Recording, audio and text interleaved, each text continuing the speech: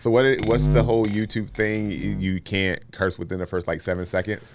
I think it's like or the first minute or 7 minutes or something. Yeah, man. So we're because there's a lot of cussing coming up. Wait, we gotta. Let's see. Yeah. We got some we can bleep it out. We can bleep it out, man. So we started off with Diddy. Yeah. And I love being right. But were you 100% right? Man, I listened to the podcast, to multiple podcasts where I said Diddy gonna get off. Most recently, the one we did last week. Yeah. And I said it verbatim. Diddy's gonna get off. And in the illustrious words of Nate Diaz, I'm not surprised, motherfuckers. Dude, yeah, come that was wild. Yeah, you did call it. So, dude, the funniest thing about it was people outside like pouring baby oil all over themselves. When the verdict was announced, they outside the courthouse like pouring baby oil all over themselves. What? People Oh my God. They're outside pouring baby oil on themselves. So like in celebration that he's like, oh my God. Wow. People are nuts. They're nuts. Dude. People are nuts. So yeah, he if you're one of the 7 people in the world that's not up on this, Diddy was acquitted of 4 of the 5 charges that the RICO, the racketeering, he got off all of that. The only thing that he was found guilty on is the prostitution, which I said that as well. I was like, prostitution or soliciting a prostitute is the only thing they can get him on. Man, I should be a lawyer.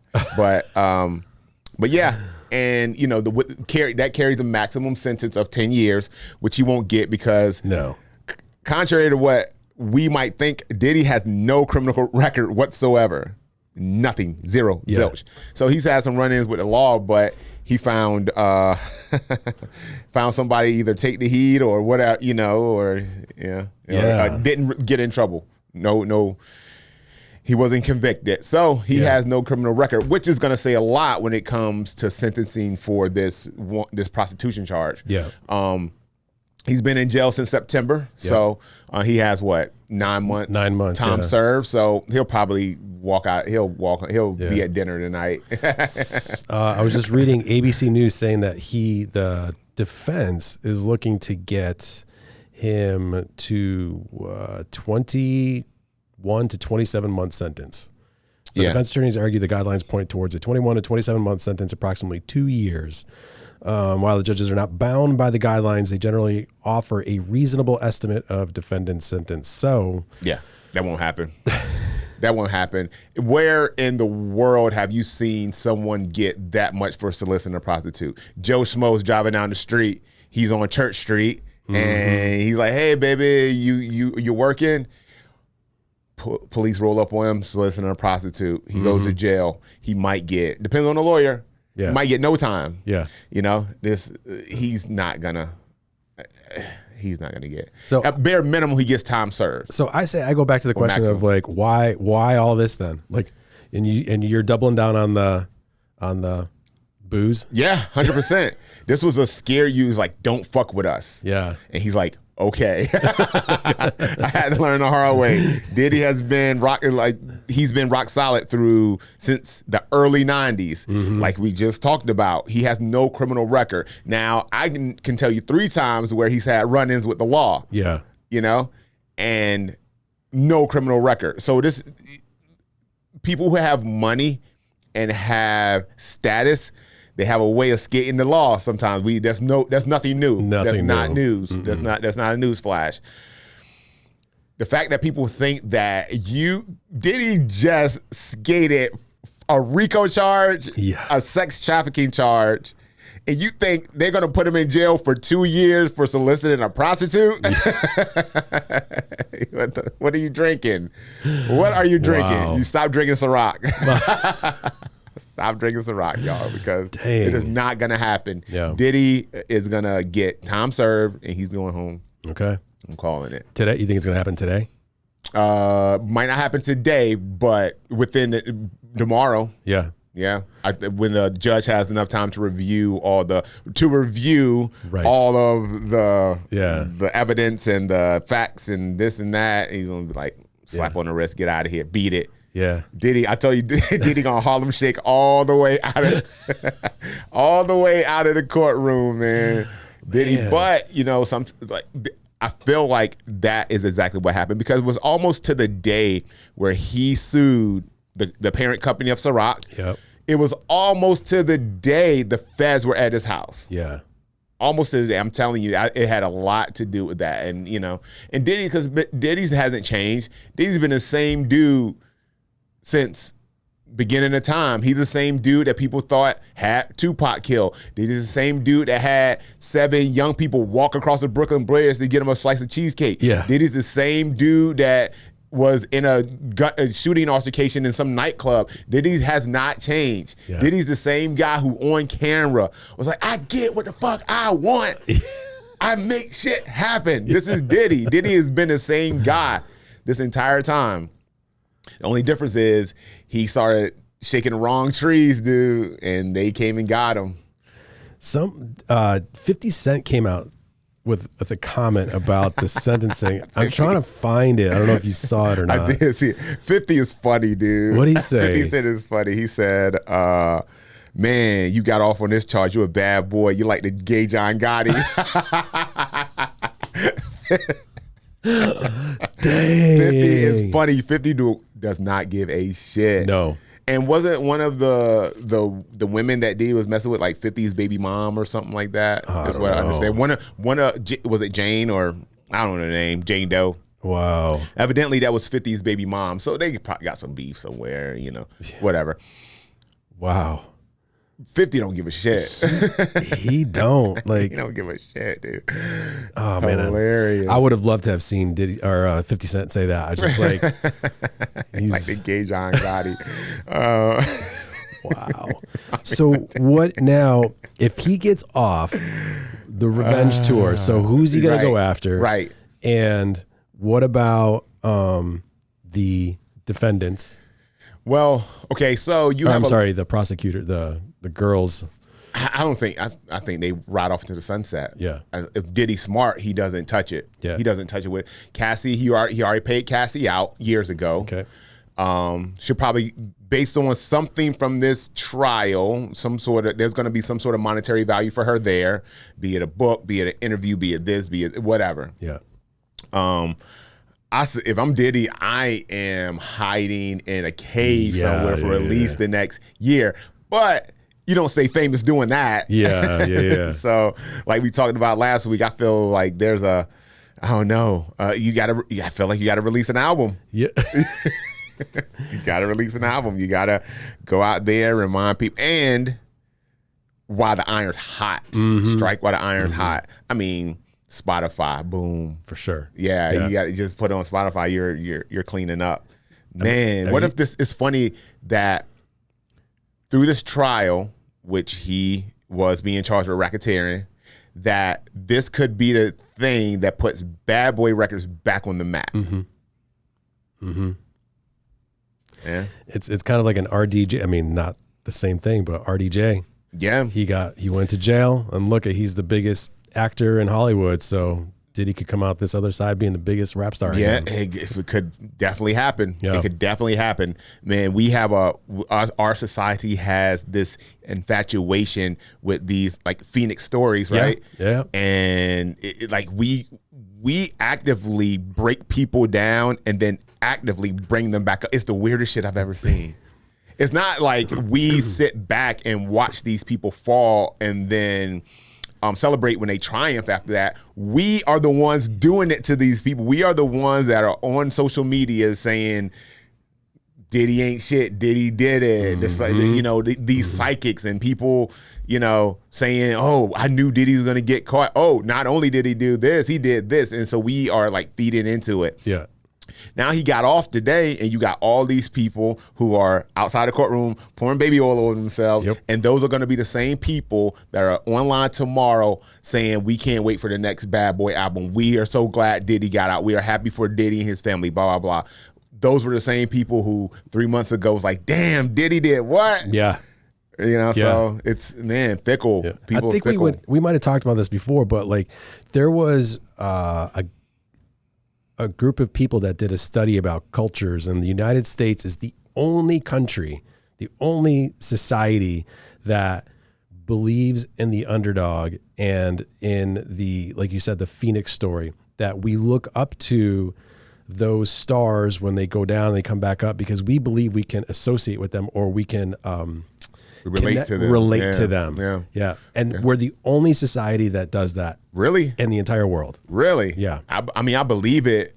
I don't, but why is that? Is the question. Great question. Right? I mean, I suppose that's what the country was built on, the underdog story, but yeah, it was wild. So Diddy is like, oh man, I'm just like Diddy. If I get guilty, I got to go to court. Yeah. Like that could be me. But is that an American thing? Is that exclusive to Americans? America. Really? Yeah. Man, because I feel like, you know, people are, you know, the same across the board, no matter if you're like, you know, from Europe, from America, from, you know, wherever.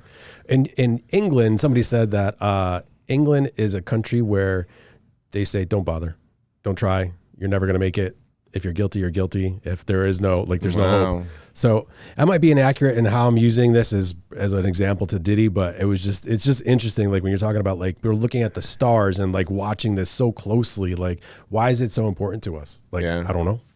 Do you think Diddy releases a statement?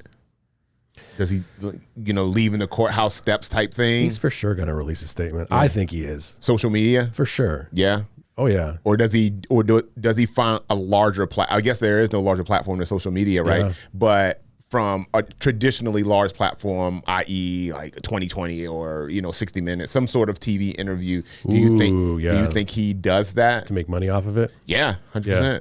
I think he releases a statement to the general public that is a blanket general statement, and people are going to want to offer him money for his story, and he's going to give exclusives. For sure. He's a businessman for sure. Yeah. But he does need to respond, I think, to the greater, like, what is, not to bring up Trump, but Trump, what does he say? If you're not in the news, if they're not talking about you, then they're forgetting about you. Yeah. So it's like, he's going to want to keep people talking about him. So he keeps that momentum. Yeah. No such thing as bad news. Right. But I don't know. You feel bad press. I think he shouldn't, don't you? I think he should. I think he has to be ready for the ridicule that comes with the tail side of that coin, though. You know, he's going to go on and he's going to apologize and he's going to say all the things, all the clickbaity, apologetic things that people say when stuff like this happens to him. But then when it's time for people to hold him accountable, how does he respond? Yeah. Like, yeah, you say you're sorry, but I mean, bro, did you really just, you know, just, you know, rub semen on your nipples? Did that really happen? And then it turns into what he says versus what we believe, and what we want to believe. Because at the end of the day, people, it might act like idiots, but they're not stupid. Yeah. And so are we gonna believe it enough to give Diddy the chance to get back out there for our potential entertainment later on, or does he get canceled here, right now? You know, in the court of public opinion, that could be the end of Diddy. You know, it just depends on which way the tide sways. You know. So why do you think then, like, Cuba Gooding Jr. goes on PBD podcast and tries to, like, completely distance himself from Diddy and say, you know, just because I was in a photo with him doesn't mean I'm guilty of anything. Like, why did those certain stars try to get so far from him?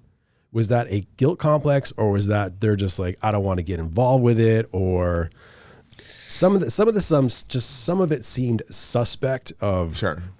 There was definitely illicit and bad things probably going on, for sure, illegal stuff, but I think so. From a Cuba Gooding Jr. standpoint, he said anything because he wanted the press.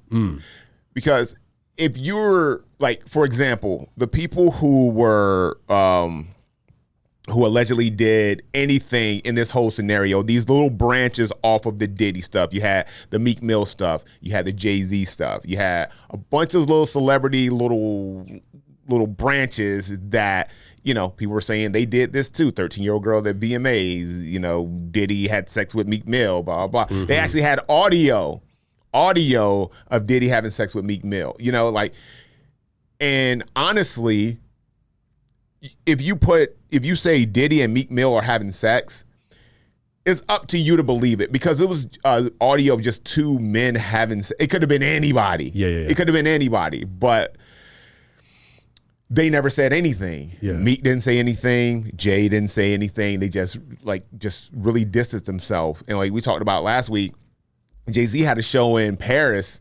Nobody knew about it. Yeah. You know, but we didn't need to know about it. It wasn't even on American soil. So I think if you truly don't want any press from this, you just don't say anything. The fact people forget so quickly. Yeah. So quickly, man. And I think the fact that Cuban Gooding Jr. said anything it's for clicks. Yeah. I think it's for clicks. What was the last thing he did? Yeah. Yeah, you're right. Yeah, exactly. Is he in any movies, anything, you know, so not to shit on him, but, you know, just try to extend, and that's every celebrity, that's the celebrity mindset, try to extend that 15 minutes for as long as you can, you know? Yeah. Okay, so let me ask you about, like, what about Cat Williams or Dave Chappelle? So their whole take on the Diddy thing, obviously, is great stuff for them to joke about, but. Sure. Well, I mean, Dave Chappelle, I feel like he's a different animal. Yeah, for sure. Right? Yeah. He's one of those guys that the evidence is there that he is different from the majority of Hollywood, right? When he walked away from this huge, what was it, 300 million, 30, whatever it was, $1 million deal with Comedy Central. He just left, you know, because, you know, he didn't like the way the show was going. So he's, in the eyes of the consumer, in the eyes of the public, he's already that guy. Yeah. You know, and then Cat Williams is kind of, you know, him going on the Shay Shay show was the best thing he could have done. Yeah. While we made fun of it real time and we're like, man, Cat is crazy. Yeah. A lot of the shit that he said was happening or would happen did happen. Yeah. And so now he's like Nostradamus over here. And but it's funny because he mixed it with a whole bunch of shit. Like he mixed the Diddy stuff with the fact that he reads 300 books a day. It's like shit like that, you know. I run a 4.340. Yeah. You know? It's like, so you don't know what to believe. Yeah. But, you know, it's just, again, it just keeps him in the news. It keeps him relevant, even for a little while longer, you know. So. Yeah. I'm still so curious, like, what Diddy's going to do to, like, his inner circle of people that came to those parties. I wonder if there's going to be any fallout from his end. I don't know. I don't know, man. I think the fact that nobody from what I call bad boy proper, like these artists that Diddy made millionaires. We talk about Lil' Kim and, you know, like Faith Evans and the Lox and, you know, even the, you know, whatever. Though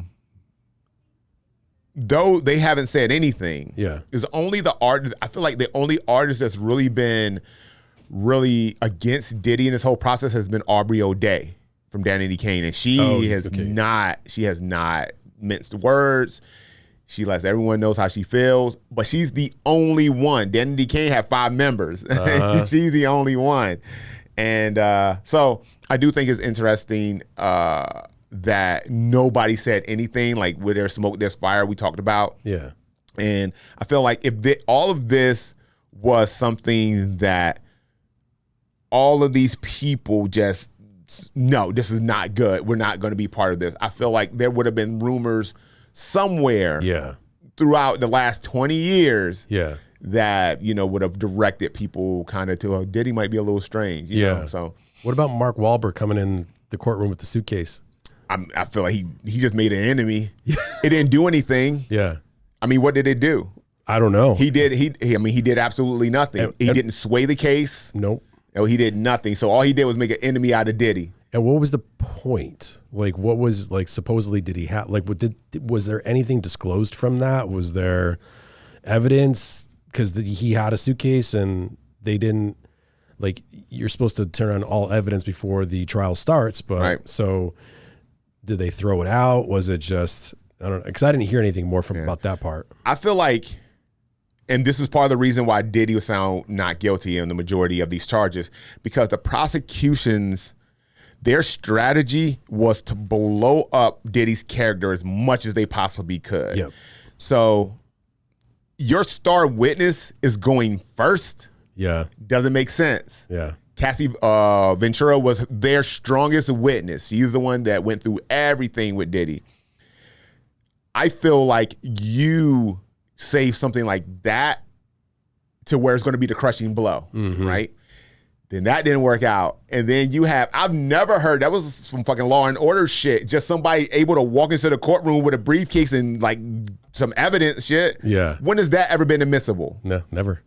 But they let Mark Wahlberg do it because they thought this was going to be the nail in the coffin. Yeah. That didn't do it. It got so bad that the judge brought prosecuting attorney and Diddy's attorney into his chambers and say, look, you have, while you are doing a great job attacking this man's character, you have not given me any evidence of any RICO, any money laundering, anything. Like you got to do that. Yeah. You got to do that. You can't, because if you want to get on if they just wanted a prostitution charge, they could have done that 3 months ago. Yeah.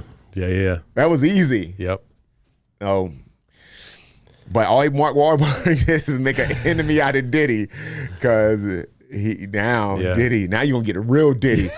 you gonna get Sean Combs now.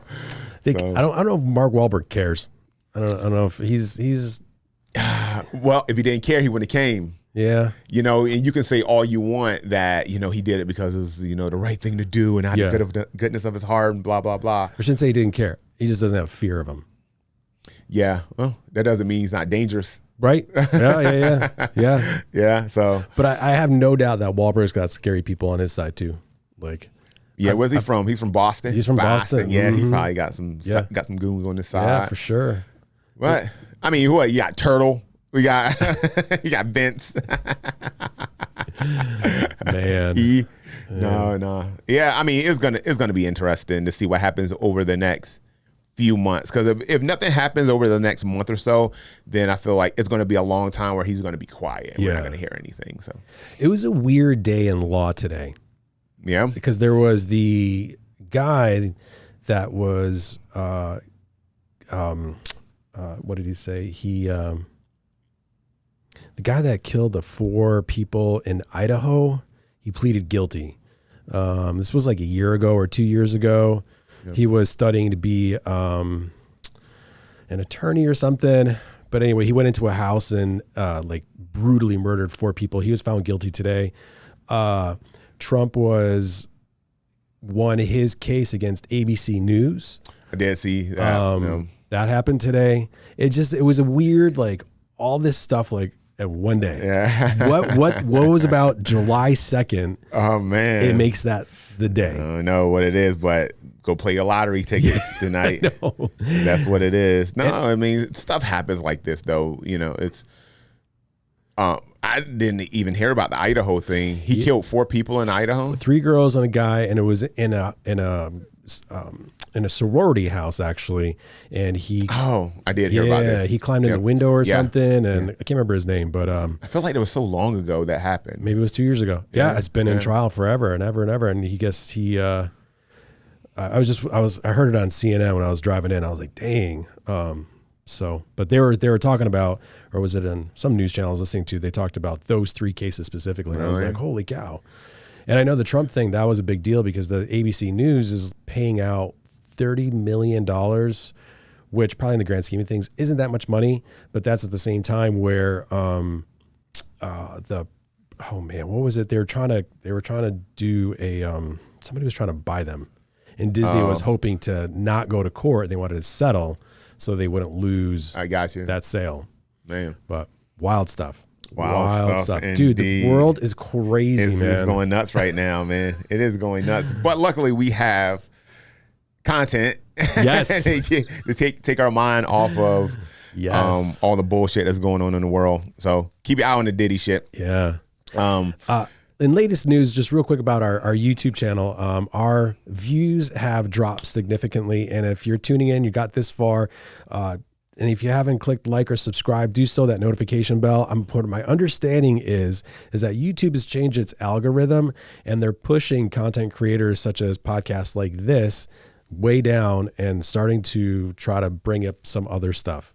I guess what is happening is in the mainstream media is pushing back on all content creators and trying to get their stuff on YouTube, being that YouTube is the largest platform in the world. So all news channels, and it doesn't matter if it's left or right or whatever, entertainment or politics or whatever it is, mainstream media is pushing back on YouTube. So, yeah. So I was watching a couple of YouTubers, and they were talking about how it's changing. So, man, don't you got enough? Right. You large media fuck offs. Dude. I mean, come on, man. God. Seriously. Mess with a little guy. Yeah.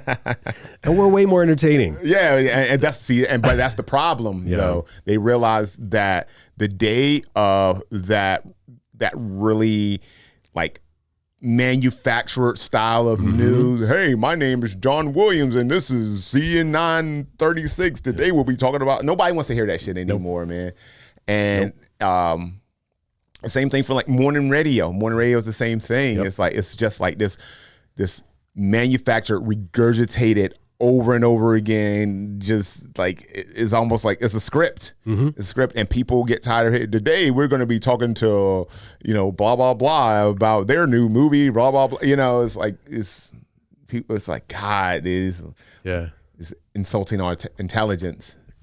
Completely. There's just they need their, like you just said. Don't they have enough? Yeah, but they don't, clearly. There's no such thing. They don't have enough. They never do. Man. Never do. Hey, I got to say, I watched the first episode of Ironheart. Yeah. I liked it. Oh, you liked it? I was about to talk about it myself. Yeah. I did like it. I watched the first 3. You too? Okay. And I did like it. I was on the fence. Man, it's got so many. And this is the problem with listening to reviewers. Okay. That some of them have an agenda. Sure. Right? And so even if it's some reviewers that you trust. Yeah. And I'm not going to say any names, but a podcast that I listen to very, religiously, has gone through some changes over the last couple, year or so. Okay. And, I say it, Comic Book Nation. And I do feel like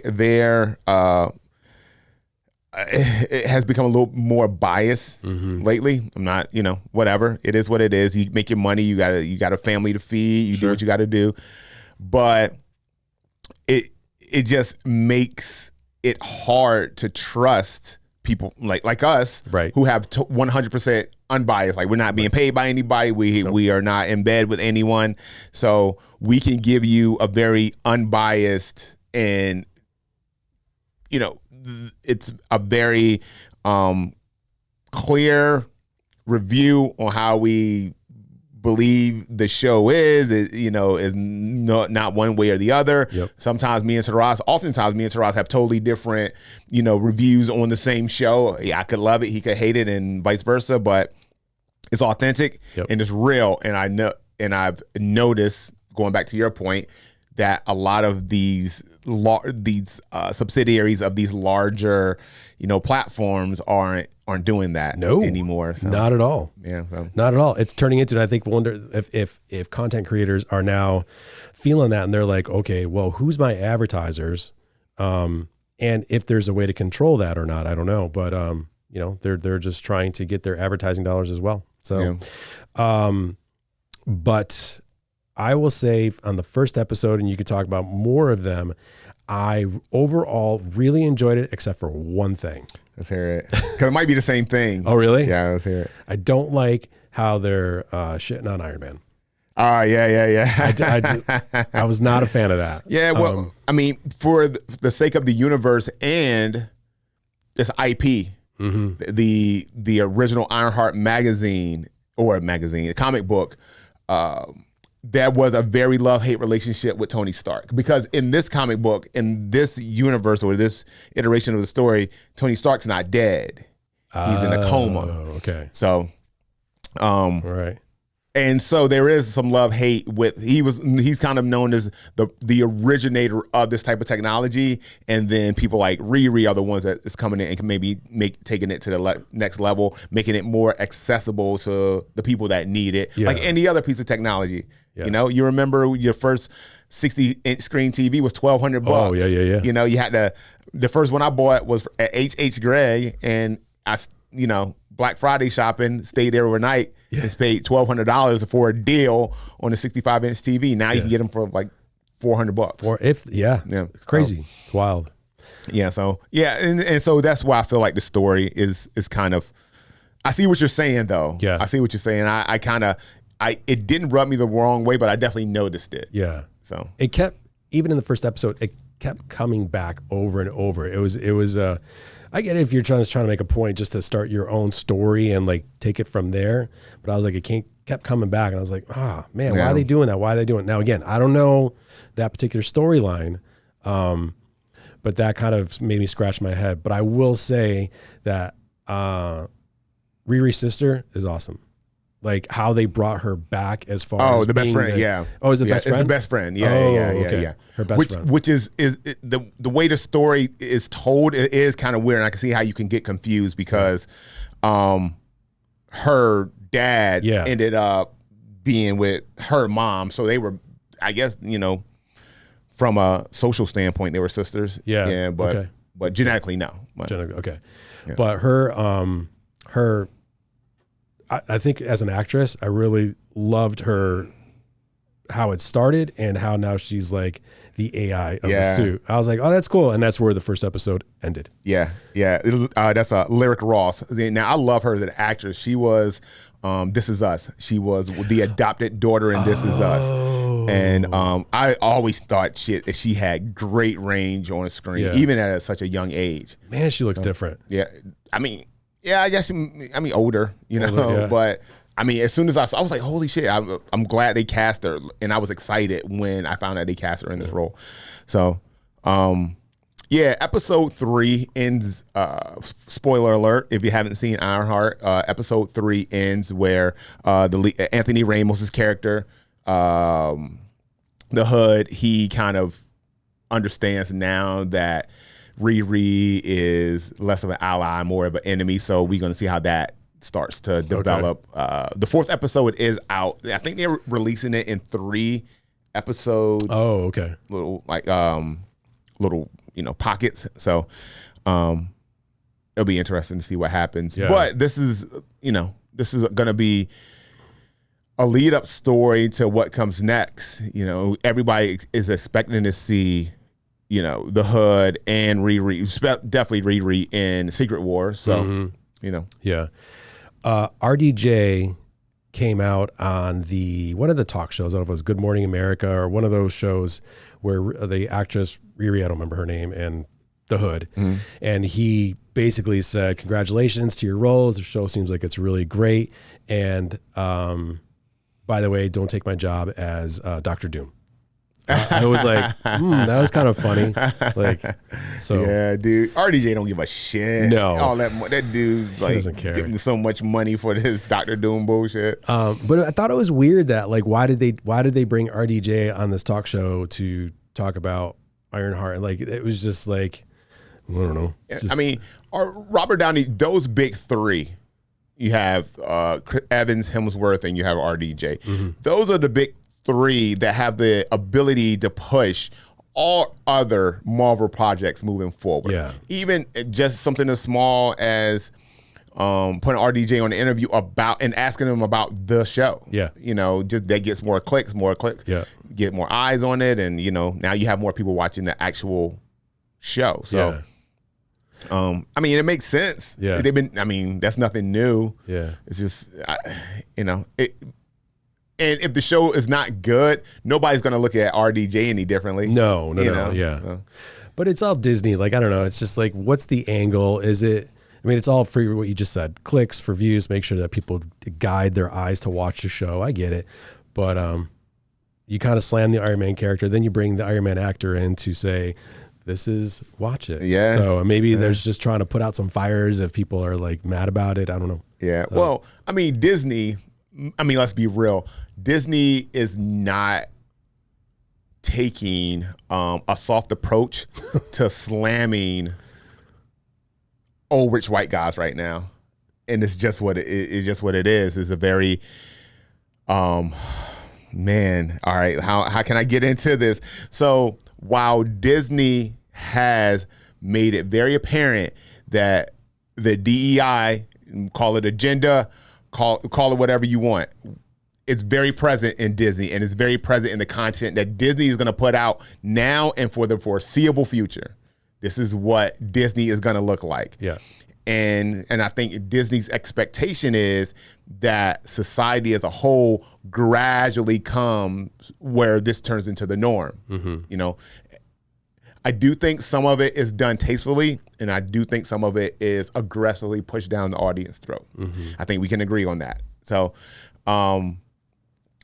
because I do understand and want everyone to be on screen to have some sort of identity, and I want them to be represented. Mm-hmm.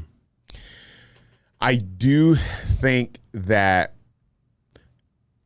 like slamming RDJ and some of the things that have, and not just Ironheart Project, but a lot of the projects that we've had over the last, I don't know, year mm-hmm. and a half, have not done Disney any favors as far as catering to a mass audience like mm-hmm. it used to. Like, for example, everything in phase 1 through 4, everyone loved. Everyone loved it. There's no arguing that.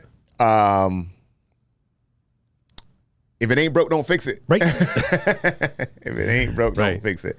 And I do think that we could have found representation for everyone without the DEI agenda. Yeah.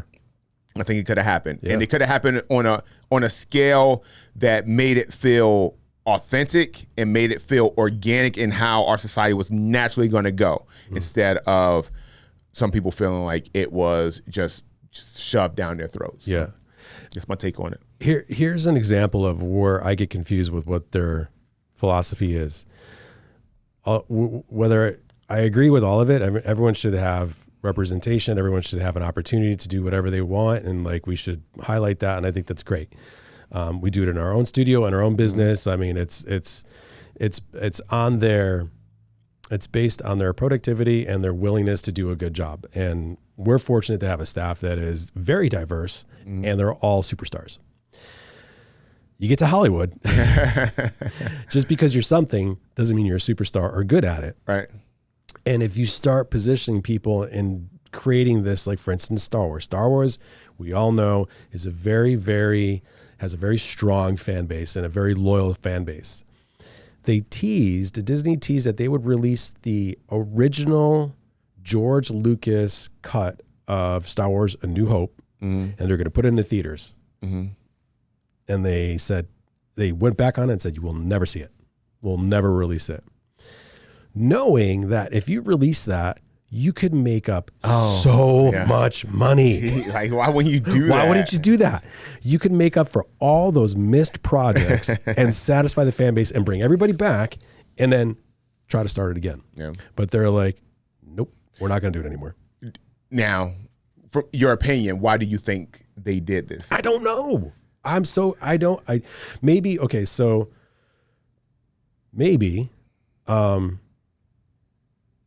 what's her name?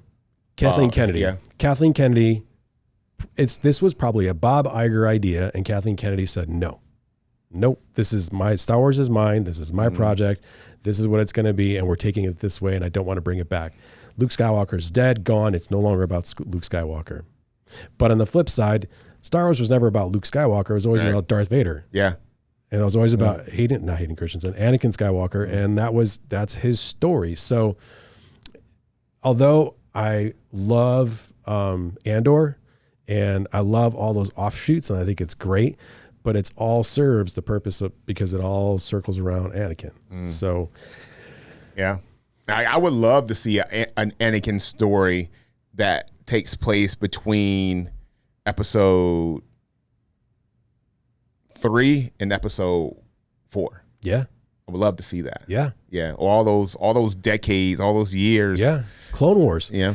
Clone Wars live action would be the greatest success they could have ever made. So, yeah, so it goes back to kind of to your point, like Disney, they're very clear that this is our view, this is our vision, this is what we're going to do no matter what, even to the detriment of their company. But then don't leak or say that you're going to release this original IP, which makes people, there's hope. I have a theory. Oh boy. As I'm not going to go on a rant this time. But I do think that the releasing of that movie, A New Hope, you said it was A New Hope, right? Releasing A New Hope would bring the fandom back to center and just be further evident that the content that they're making now can't stand up. Yeah. That's the only reason I can think of that you wouldn't want to release it. Yeah. Because it's gonna kill all legitimacy for the shit you're putting out right 100%. now. 100%. I agree with you 100%. That's why I'm saying Kathleen Kennedy is like, no way.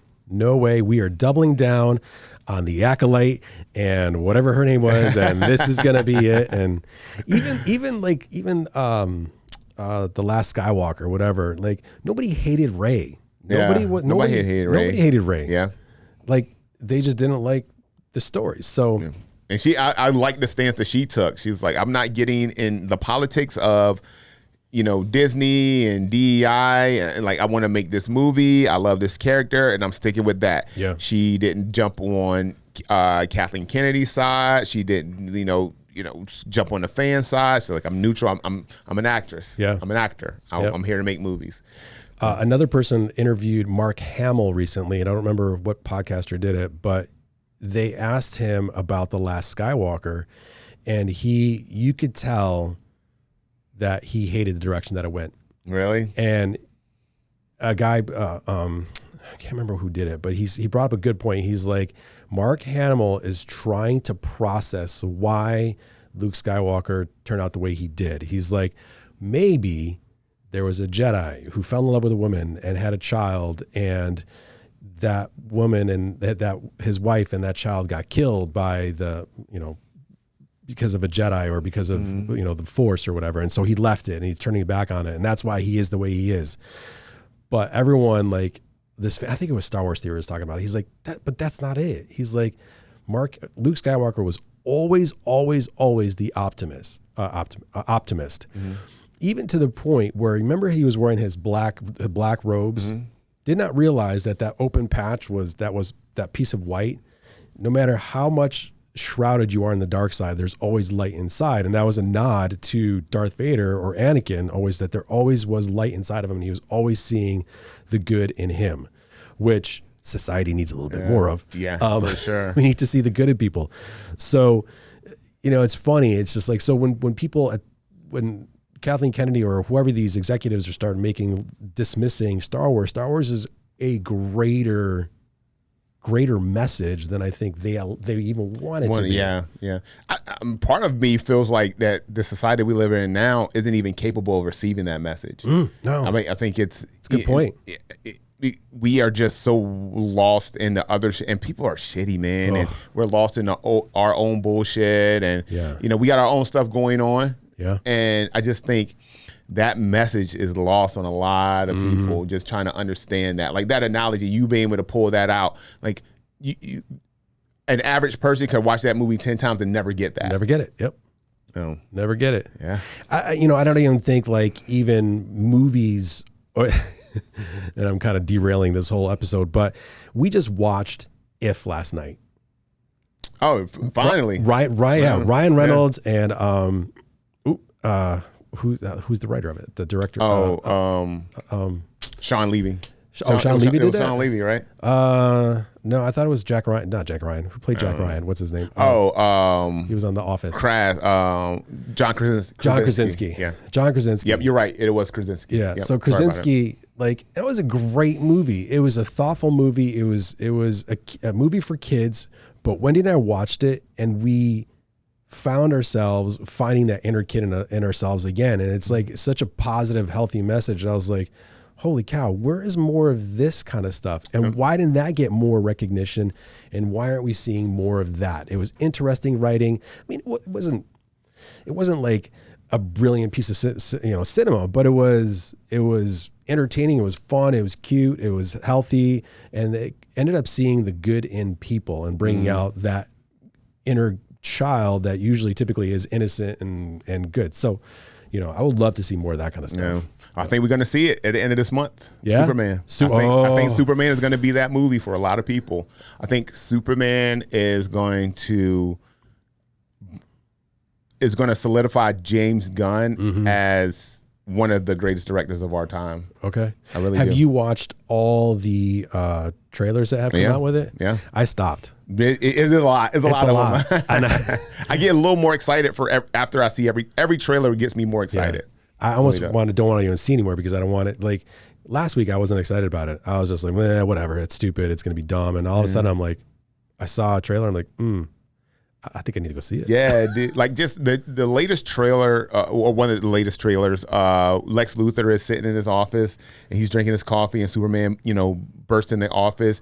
And it's like, where's the dog? Yeah. Where? Like that was visceral. Yeah. That was like, it was somebody fucks with your dog. 100%. Yeah, it was. I felt this pain there, and I felt the pain of him knowing that he could snap this dude's neck effortlessly and still doesn't. Yeah.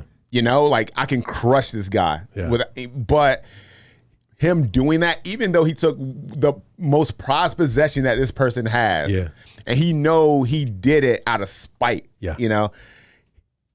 Just that and alone would be enough to make most people snap. Most average people snap. But this is the most powerful man in the universe, and he was able to control himself enough to not kill this person for taking this dog. That spoke a lot. Like that scene, I was already excited. Okay. But that scene, I was like, and then Lex Luthor being like the quintessential, like that avatar for the society that we live in right now. He's like, record this, make sure she got it on video. And like Superman didn't care. Yep. He's like, you got my dog, bro. And that's what that's what we've shrunken to, And that just showed that he's like more human probably than Lex Luthor. Like, to have that, attachment to a pet. Like we all, when it comes to dogs, like I'm a dog guy for sure. Yeah. I don't have one because we just couldn't handle one. But like if somebody messed with my dog, it's rough, man. I know. And all the interactions with the dog is, I didn't know the first trailer that we saw with the dog when, Superman crashes down and he calls Crypto drives him back to the fortress. No one could have imagined that Crypto is going to have such a large role in this movie from that trailer. Yeah. Right? Because they made it, because we've been Marvel fooled before. Yeah. Like we see this cool thing in the trailer, and then when we actually see the movie, it's like 2 seconds of that thing. Yep. But from the rest of the trailers, Crypto is a large part of this movie. Even just the interaction. He's walking through the fortress and Crypto wants to play, but he doesn't want to. He's kind of like, we all had a dog that's like, get away from me. Yeah. And it wasn't alien. It wasn't like Corn Sweat was acting like there was a dog there. It seemed like he has always been going through this with this dog. So he was ignoring it, but ignoring it in a way that, is kicking him away like you would do a dog that has always been doing this, which I thought was cool. Yeah. And then some of the action fight scenes with Crypto was awesome too. Yeah. I haven't seen any of those yet. Man, they look good. I'm excited. I probably won't go see another movie until I see that. Okay. And I know Jurassic World comes out, and I know Fantastic Four comes out before that, but y'all gonna have to wait to streaming, y'all. Yeah. Nah, I'm for the sake of the podcast, I'll probably go watch it. Okay. But it'll be on a Monday. It'll be on Monday. You don't get any opening weekend dollars from me. Fantastic Four. Yeah. But don't get me wrong, I want it to be good. Yeah. I think Disney and Marvel needs it to be good because we already have them teased in Thunderbolts. So we have some version of the Fantastic Four in the Thunderbolts. Yeah. We don't know what it's gonna be because the ship, the number on the tail fin of the ship are different in the credit scenes of the Thunderbolts and in the Fantastic Four movie. Okay. So we don't know what that means. It could be another ship, original ship got destroyed. We got another one. Or it could be a Fantastic Four from another part of the multiverse. Or, we just don't know what's going to happen with that. So or it could be, I mean, Disney doesn't do this or Marvel doesn't do it much, but they might have fucked up. Yeah. So I doubt, I'm less inclined to believe that and more so that it has something to do with like the multiverse aspect of it. So. Yeah. Huh. Yeah. So, yeah. But yeah, Superman Friday night, baby. Yeah. This Friday? Or when it comes out. I think it's the 24th. 24th. All right. Yeah. The 11th or the 24th. We get them mixed up. Yeah. We got Jurassic World this weekend. Okay. And then I think the 11th is Fantastic Four. And I think the 24th is Superman. So. Yeah. Wow. Man, a lot of stuff. A lot of stuff. Real quick, we were talking about it off air a little bit earlier, but we haven't talked about cars in a little while. I thought this would be the perfect story to talk, kind of, dip our toe back into cars a little bit. So if you own, a, was it 21 to 2024 GMC with the 6.2 liter V8, I'm sorry to tell you, but you are fucked. Oh man, you are fucked. Pulling this up. 750,000. Yukon, Denali, basically AT4s, any GMC gasoline motor with a 6.2 liter V8 has a. From what I understand, the cam is crooked, so it's causing the engine to burn oil abnormally fast. Now, I am not a mechanic. I don't know if that's right. If you know the exact verbiage or the exact issue, please go in the comments and let us know. But anyway, it is affecting over 750,000 vehicles to where there's a you can't sell them. GMC's not selling them anymore. You can't find the engine replacements for them. And there's a moratorium on all parts. So now, to my understanding, the diesels are fine and the 5.3 liter V8s are fine. But stay away from those 6.2s, yo. Yeah, those motors are in a lot of things. Yes, they are. Holy cow. I'm just looking at Escalades, Silverados, Suburbans, Tahoes, Yukons, Sierras. That's a lot. Yeah. Yeah. So just keep an eye on it. You might have a 2022, whatever, and it's been running fine and you're good, but just keep an eye on it because this is, and the problem with it is that these vehicles are so fucking sexy. Yeah. The GMC Yukon AT4s or the GMC or the Yukon Denali AT4s is a bad motherfucker. And it's like $125,000. Like, it's not cheap. No. It's like a domestic SUV should not be that much money, first and foremost. But it's a dope car. The Cadillac Escalade is 125 grand, 140 grand, 150 grand. Yeah. But our society has gravitated to those cars because they are sexy, man. They're beautiful vehicles. And just make sure you don't get the 6.2 liter V6 or V8. And there's no you're done. Fix. There's no fix. They don't even, the only fix is to put the 5.3 liter V, but because none of the 6.2s that are on market are suitable, there's a backup. So any engine replacement that's going to be made is going to go to people who need them now. Right. Dealerships that need them now.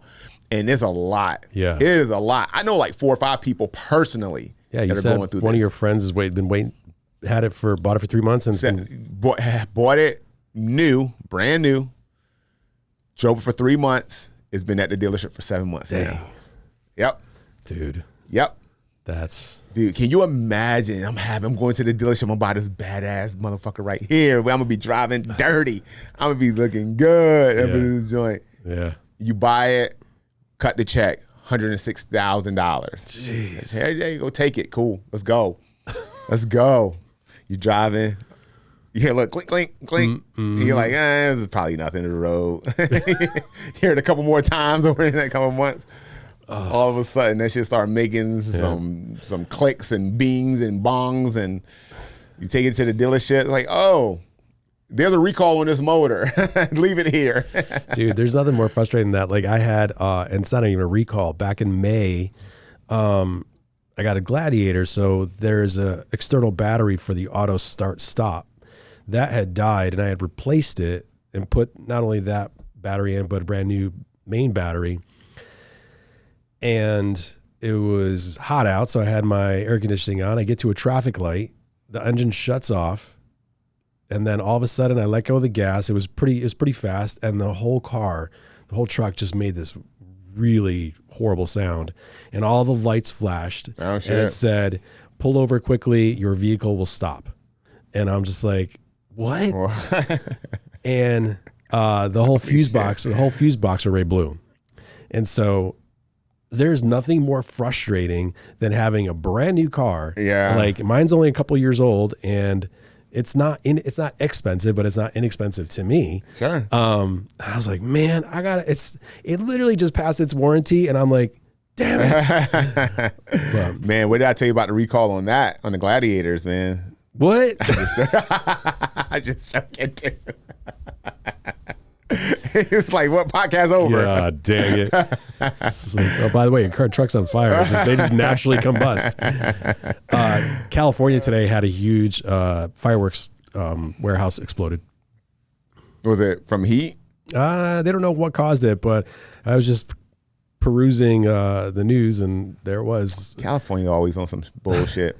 For as many restrictions as they have fireworks, ammunition, guns. They do all sorts of stuff that comes out of California. Yeah, but they're like, you can't have any of it. We'll make it, but you can't have any of it. Yeah. But yeah. Anyway. Man. Please like and subscribe. Yes. We appreciate it. We appreciate the clicks. We enjoy what we do, and we're entertained by it. So yeah, we hope you're entertained by it. What else you got, Taras? That's it for me. That's it. I actually got to go teach. Yeah, I go teach. I gotta go peace out. On behalf of myself, my homeboy Taras, we say thank you, and we'll see you on the flip side. Peace.